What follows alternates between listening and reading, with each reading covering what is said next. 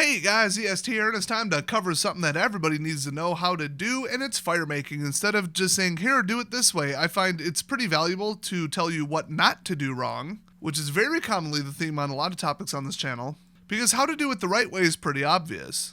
And now the funny thing is, and I've admitted that I'm like this too with a lot of topics, I found that personally, people I know, they either have absolutely no idea what they're doing, they've never lit a fire in their life, or maybe did it like once, or somebody's lit them all the time and is proficient at it.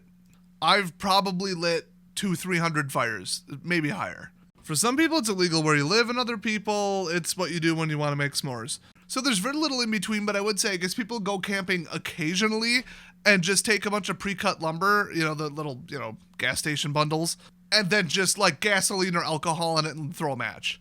That is like fundamentally not how to light a fire, but if you're the one managing it and throwing logs on it, you at least kind of see how airflow and coals work. So you got to get a bed of coals, so you can't just be, immediately burning fluff, so you can't just burn paper and leaves. That's a mistake people make where they're like, well, fire is fire. No, you need coals, and you need open coals that still have air going across them. Usually you can get that from teeny tiny little sticks, like something you'd find at the very end of branches on trees.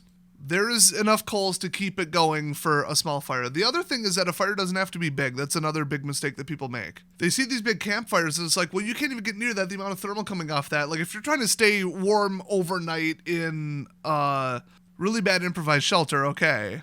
Other than that, to boil water or cook, the amount of thermal energy coming off a small pile of sticks is like way higher than you'd get off of the average electric stove at least, and probably on par with a propane stove. Those are very directed, they're very clean burning, and they're very focused, but I've looked at like the numbers from like the average campfire, the amount of thermal output and chemical energy is insane.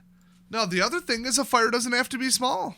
I know, contradictory, but I will say, all people see is, oh, cut up the firewood real nice, make sure it's this long, make sure you can stack it, make sure it's like this, make sure you use sticks about this length. Who in their emergency kit has like an axe, a hatchet, a full-size wood splitter, a chainsaw, a bow saw? You can get those little finger saws, and those only go through so much, and that's kind of handy. A lot of them overheat and break within a couple minutes, so do test yours, but some really good ones from really good vendors that have vetted it and tested it. Hard to find, by the way. Those are kind of nice because they weigh basically nothing, and they coil up, and yeah. Other than that, even like a folding saw, that's pretty heavy and pretty big and pretty inflexible. So if you can snap it with your hands or over your knee, which you shouldn't do, or under your foot, which is how you should do that, cool, but after about 2 inches wide with the right type of wood, you are not snapping that. And what you really need is logs, except not really, but you'll be putting stuff on the fire a lot more often if it's not really thick. But what people don't tell you is you don't have to split it, it just has to burn. And also, fire doesn't just spread, so clear the area, find a smart spot, don't burn the whole dang forest down. And if there's snow, okay, great. If it's really dry and you're just like, okay, let's clear some brush, there's just dirt here, there's dust, or we poured water around, or whatever you're gonna do, be careful. But fire doesn't just spread like it does in the movies where it's all fake and it's all just propane jets anyway. So if you've got a fallen over tree that's dry as can be, there's no green material in it, but you're like, man, I can't split this is a 6-inch log, and it's 6 feet long, I can't use it, the fire will go everywhere. Well, no, it won't. It'll only do it above the coals. Without accelerant, it's not going to act like some kind of, I don't know what, a candle, or I don't even know what to compare it to because fire just doesn't work that way. So what you can do is use the fire to cut it. 3 feet to one side, 3 feet to the other, it burns the middle, eventually it burns all the way through, you get a ton of fuel, and now you got 2 3-foot ones. So you burn those middles, now you've got 4 1.5-foot logs, and you just throw them on, now they're just logs. You use the fire and the burning to cut them. So much less labor. Even if I had an axe or something, I wouldn't waste my time, effort, and sweating and calories to cut that in half. I just wouldn't. That's just stupid. So you can just drag over, these little tiny 6-inch sticks, and then a couple 3-foot long branches that you found, and then a couple big giant logs, and it'll still burn upward from the center wherever the coals are. It doesn't have to look pretty, it just has to work. Least amount of time when there's limited time, least amount of effort when there's limited calories, and least amount of sweating when there's limited water. So now another thing, let's just throw in the controversial one. Oh, you won't always have a lighter. Oh yeah, just like I won't always have a calculator, okay? I went to a gun show, which any given gun show is usually about 5-10% a prepper show anyway. They're selling bug out bags. They're selling, well, what I bought, which is a brick of 25 lighters. I don't know how they got that from the distributor or shipped or whatever, because there's no carrier in America that I'm aware of that'll be comfortable with like fragile, flammable, explosive liquids. That's like number 4 on the little hazard diamond. So I don't know how they did it, but I can't just go on eBay and get it. So yeah, liquidators and gun shows. That's where you got to find this stuff, in camping shows. But I got 2 of these in my car, 2 of these in my emergency winter kit, my car kit. I've got 2 of them in my small bug out bag and my like luxury secondary bag, where it's just the other nice stuff to have, a little heavier stuff. The I've got 3 more minutes, let's throw it in the car bag. I have got lighters everywhere. Now here's the funny thing, those were just boring little whatever cheapy 25-cent lighters, and I got that whole brick for like 15-20 bucks. Those are fine, they go upward, but most of the ones I own are the jet ones, where they just like make this hissing sound, and they're for like small soldering. They're usually marketed as windproof, and I thought, okay, that's giving out way more butane. You can melt a penny with those in about 5-10 seconds. And so I was gonna make a video where I cover, can you run 20-year-old butane, because I found some from a refiller, in a modern lighter. Will it run? Will it immediately destroy it? Will it gum it up? Did it break down? Will it smell? Will it even burn? Will it explode? I don't know. Here's why you haven't seen that video yet. I was using a really high output jet lighter set to absolute maximum flow, and I know that you will burn out the nozzle. You'll like warp it and it'll not work after that if you run it for usually more than like 20, 30, 40 seconds, depending upon the quality. It must melt the brass or something, I don't know. And so I ran it for like 15 seconds, blew on it, waited for it to cool down, did it again, did it again, did it again. This thing has been running for probably 10 minutes, like cumulatively. It's 2/3 full. Holy crap. So to all the preppers out there saying, no, you gotta learn how to make a bow drill or rub 2 sticks together with your hands, otherwise you're not a real prepper, because that's all you might have. That is extremely unlikely, but sure, it's possible. So know how to do that, know the concepts. But you need a special type of wood, and then you burn all your calories. It takes 30 minutes, and like even people who have done it over 100 times, I've seen them do competitions with each other on like survival challenges, and they can't get it lit like at all. If, I don't know, the humidity's wrong or so. It's idiotically unreliable. You know what I like? Click! There it is. We got a fire. That's a little faster. It's all about time, effort, calories, sweating. So then everybody's like, oh, ferro rods, because those take forever to wear out. I know people who replace their ferro rods like once a year, once every 2 years. You got to get a really thick one. And you saw those little tiny ones probably on my channel if you've seen them. There were like 4 videos. One of mine is already probably about 20% less wide than it was before, and I've used it for 3 days. In fact, I just used it for like 3 videos. I don't even use it on a regular basis because I have lighters. I know how they work. I've used them. There you go. Why would I bother? Now I'm going to do it the easy way. I'm confident in my skills. It's not even really something you have to practice. You either have it down or you don't. But those really wear down. They break. They're slow. They're unreliable. And it has to be perfectly dry, perfectly high surface area. You almost have to be lighting like something equivalent to a cotton ball on fire. I've seen it moderately kind of thick dried grass in the middle of a drought. Still won't light that on fire. Milkweed threads. Won't light that on fire. They're unreliable and stupid. Just have a damn lighter. I mean, know what you're doing and throw in a ferro rod because they're tiny, but like, just get a lighter. People who say, oh, you're not a real prepper if you don't have a lighter. I never use a lighter unless it's an emergency or last resort, but I usually keep one on me. Time, effort, reliability, amount of calories.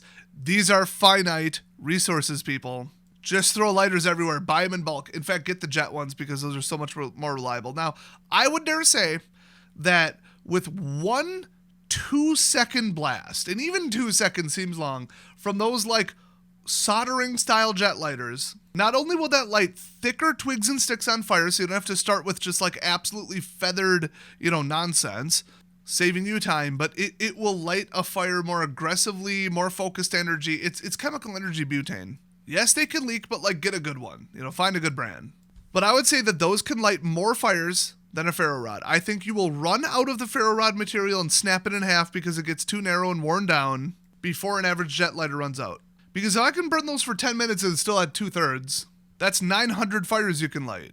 And you could sleep and then just like cover and insulate some embers and then relight a fire. Like you can usually just get a campfire going because it'll still be hot the next morning. So think about how many days that would be with one lighter, and I own 25. I mean, I'm just saying, and they're everywhere. I've redone it once everywhere, in every bag and everywhere. Get a lighter, use a jet lighter. It's that simple. I think I'm the only one who calls them a jet lighter because some Chinese company called them that because it was a triple jet one. But windproof lighter. I think that's more commonly what they're called. They're like $4 whole. Get them. So another fire making mistake is just snapping twigs to make them smaller to make a nice little pile. So you take one branch and break it down with unprotected hands and no sleeves. Just for laughs, even though I know this was a terrible idea, I did it today. Because wearing gloves, I was like, boy, I even still took a couple to the forearm and stuff. I was rushing it. I wasn't going maximum safety, so there's your lesson right there. But I thought, oh, okay, let's do this. And then I was holding up like medium-sized branches, but stuff that you could still get with like, those little trimmers, loppers or whatever. So you don't really need a chainsaw, but like I was like, okay, I got a little handheld, little like 1-foot hatchet, little tool shop Harbor Freight nonsense. I'm sure it was under $10. Works like a charm and hasn't rusted yet. I'm actually pretty impressed by it, but I would just go down it and go chop, chop, chop, chop, chop, chop, chop. That's actually kind of dangerous because I could hit my hand, and if I'm, fatigued or disoriented or sick or something, not something I would recommend. And it's a very heavy, sharp, hard to transport object, so you shouldn't even have one on you. But that was pretty quick. But what you can do, I noticed, is you don't even need the blade. If you're using a proper stick, and I'll get to that in a second, and you want small sticks off of it, just sitting there snapping with your hands, you're going to get recoil, you're going to get sharp edges, you're just going to cut up your hands. My hands right now, I was being moderately careful, but my gosh, the amount of minor abrasions, it's downright dangerous if I didn't have like sanitation. I had to paint over 2 of them with liquid Band-Aid. I got my knuckle pretty good when one snapped and then kind of recoiled. So it takes a lot of energy the thicker it is, and then the thinner ones could just get sharper. So it is inherently dangerous to just sit there and snap, snap, snap, snap, snap, even though that seems faster. But also, if you have to do it that way, do it slower. But I noticed you don't even really need a bladed object. You just need the weight if it's dry enough. So just find a moderately weighted stick and just right down the side of a fallen or cut branch. Assuming it has no spring to it, it is completely dead. It'll just go snap, snap, snap, snap, snap, snap, snap. And you just stripped off all the small little branches, the branching branches, the twigs, whatever, from the large one. And now you've got your kindling, and that was so much faster. Don't let it slip. Don't drop it on your foot. Don't hit yourself with it. And don't pinch your fingers. But it doesn't take much force. Start light, and if you're like, okay, that just bounced off, prepare for it.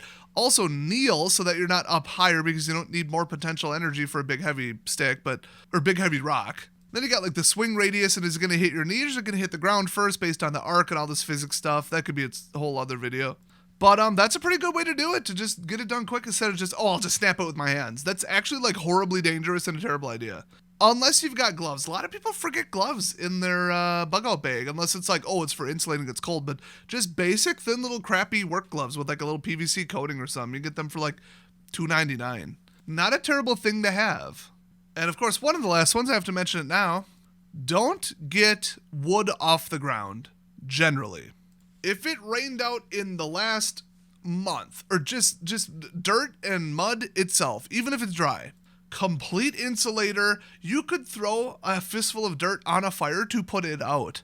It just does nothing. It doesn't conduct thermal anything. It doesn't become coals. It's just bad. And then you get the wetness, and then anything on the ground is probably, as soon as it's touching dirt, it is in the process of breaking down with bugs, bacteria, and fungus.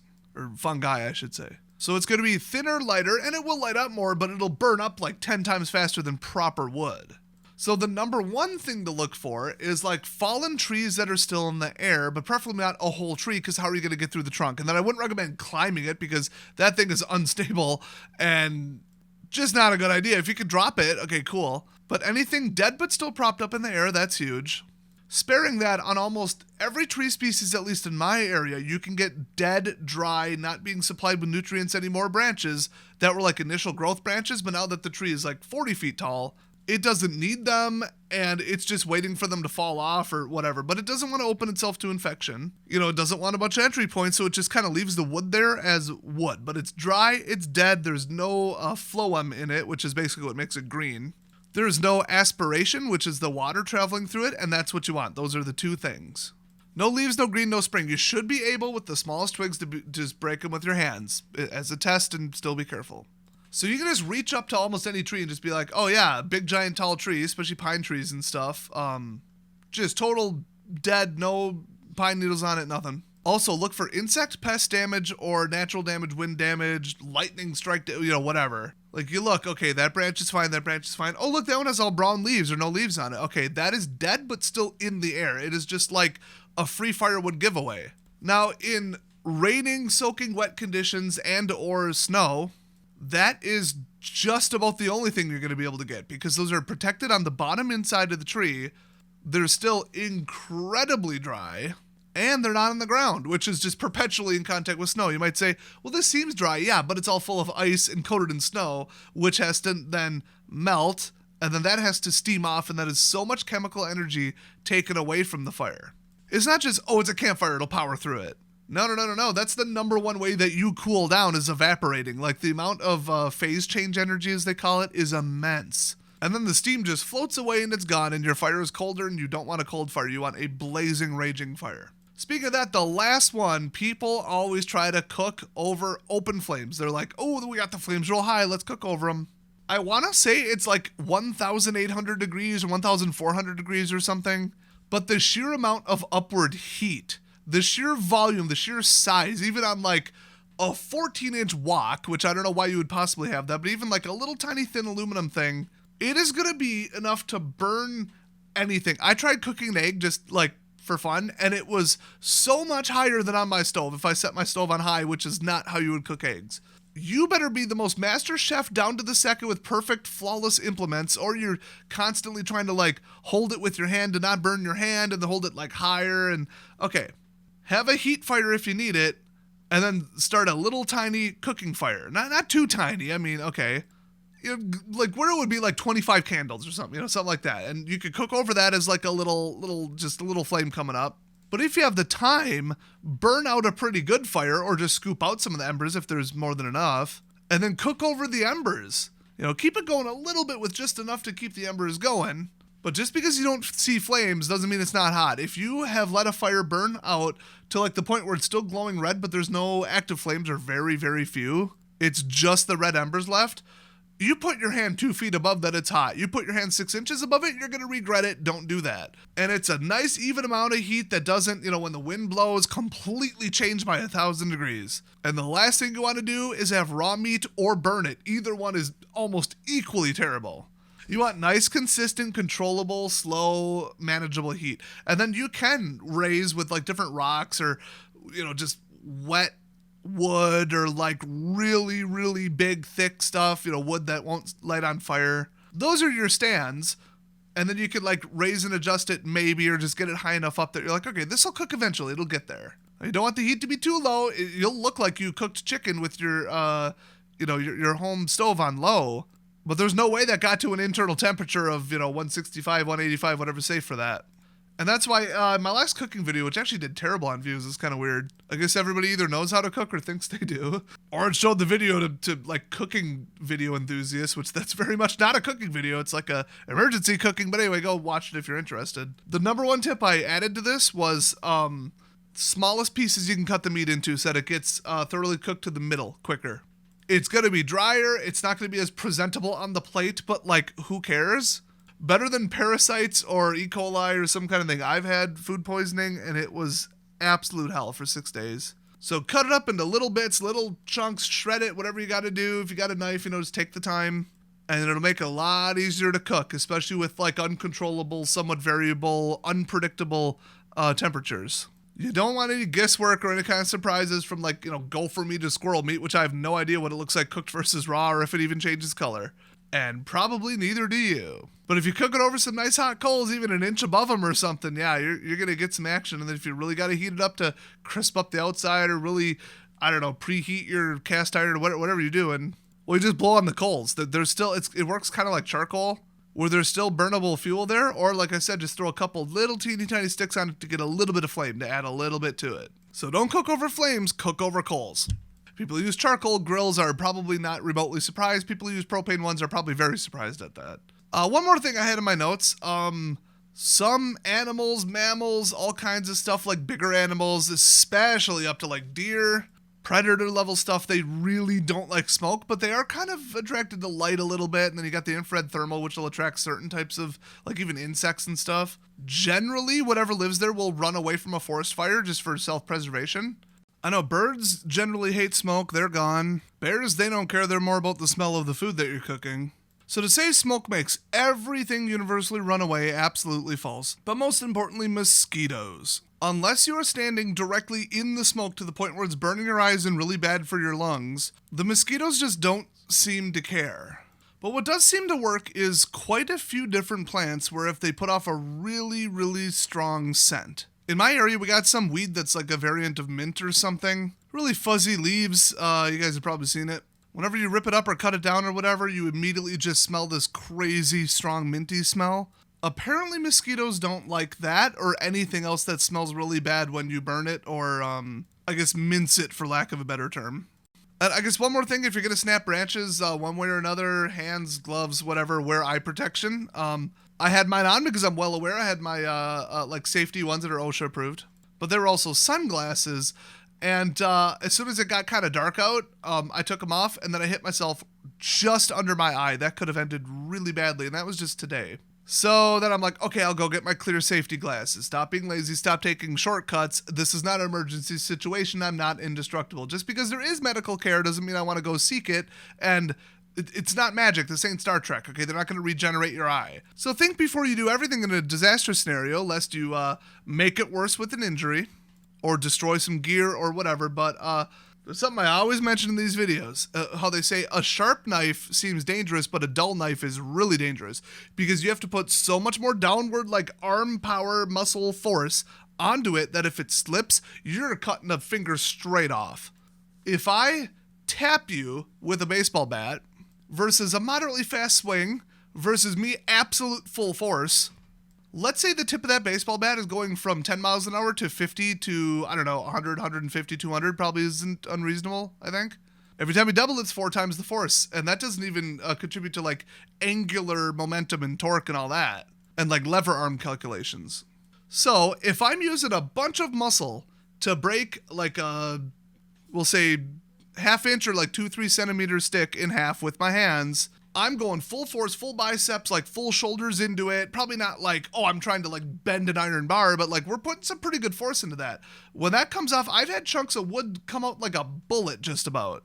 They don't weigh much and they're kind of blunt, but like those things, I've had stuff where I snap it and a chunk of it goes, not only just recoil, slaps me in the wrist and then I've got a big red spot and some blood coming out, but I've had it launch like 50 feet across my yard. You might say, oh, but I'm strong enough and I'll just go right through it and it's just a twig. Yeah, but it's like the rebound energy and it's like springiness and it's all these calculations and stuff. If you're in an emergency scenario and you find yourself running with a whole bunch of force, jumping, anything that involves the majority or a lot of your muscles, stop and think, wait a minute, what could go wrong here? There's a lot of potential energy. What happens if it gets released? What happens if I slip? What happens if this breaks? What happens? If you're doing something with your knife and you're like, wow, I really got to push hard. Wait a minute. Is everything in its path clear? What if it slips? How am I holding this? Do I need to rethink this? Should I be doing this on a different surface? Should I be standing up? Should I be sitting down? Should I have it against a rock or should I have it against like a stump? Anything involving large amounts of muscle power is inherently dangerous because of the energy involved. I mean, who hasn't, while pulling up the sheets to your bed and they're kind of stuck or they're kind of heavy or whatever, slipped and punched yourself in the face? I have probably done that 15 times. It's 2 a.m. I was just trying to roll over. I wasn't all there. Now imagine that. Lack of sleep, no light, uncomfortable bed, and lack of nutrition and calories. And vitamin B to make my brain work good. Now you just are going to slip. So like just pretend like everything's going to be a disaster and don't use muscles too hard, especially when gathering firewood, but also just in general. Do stuff in the safest way. Honestly, if I can get away with it, like we'll say a 1-inch thick stick, but still dead, you could definitely snap that. It's 8 feet long, and what are you going to do? You're going to just burn the middle of that? It's not as efficient. There's not that much firewood around. Okay, it's got to be this. You got to break this into 8 pieces. I would, in all likelihood, instead of putting it under my foot and snapping it, depending upon the wood fibers and stuff, because I could slip, I could fall backwards, I could spike myself with it. It's not the easiest thing, but trying to snap it over your knee and hoping that you put enough force but don't, like, injure your knee is just stupid. First of all, use your thigh, but like even then, a big welt on your thigh because you're like, oh, I guess that wasn't as dead as I thought. Oops. Oops, I was a little more rigid and thicker than the weight would lead on. Yeah. Oops. I try to like plant it in the ground, bend it away from me so that if it recoils, all the energy goes away from me. Kind of like you're going to string a bow, but like away from yourself, and then try and snap it that way. Use the ground and make sure the splash zone is away from you. Then you can use your entire body weight too. The other thing, if you absolutely had to, this is dangerous, but with good enough shoes, it should be fine. Put a stick up against something that is absolutely not going to move, like a big rock or like cliff face or just another tree or a fallen log or just whatever. And then just absolutely go through it with a solid kick. You're going to hurt yourself pretty good if it's like a green stick that will not snap, or if it's way too thick, but you can usually kind of feel that flax, kind of hear the fibers cracking and think, I just need a little bit more, but I don't want that, around my chest, my eyes, my face, but it's not long enough to get like a good bend going and kind of just snap it away from you. Well, then lean it up against something, put it at an angle, and chop it with your foot with a solid kick. So that's all you need to know about how not to screw up fire making, and gathering of firewood and making it work. And when it doesn't work, it's usually used too thick of stuff. You didn't find dry enough stuff. Or I guess the number one beginner mistake, you caught a little bit of a fire with little twigs and then had absolutely nothing else ready. You didn't have bigger sticks, you didn't have any logs. So now you're running around scrambling, and in that time runs out of fuel and goes out and you gotta start over. Don't make that mistake. And I think if you follow the what not to do and mix it with the what to do that I also put in this video, you should be pretty well off. But, everybody thinks they're good at something until they try it once. You might be right, you might be wrong, but the best way to find out is to just find a place where you can go light a fire. Legally and safely, obviously. Whether it's the law or not, I would generally recommend, and this is the law in my area, 5 gallons of water nearby. Just in case. But if you appreciated this video, leave a like, check out the rest of our cool content on this channel, and I'll see you guys next time.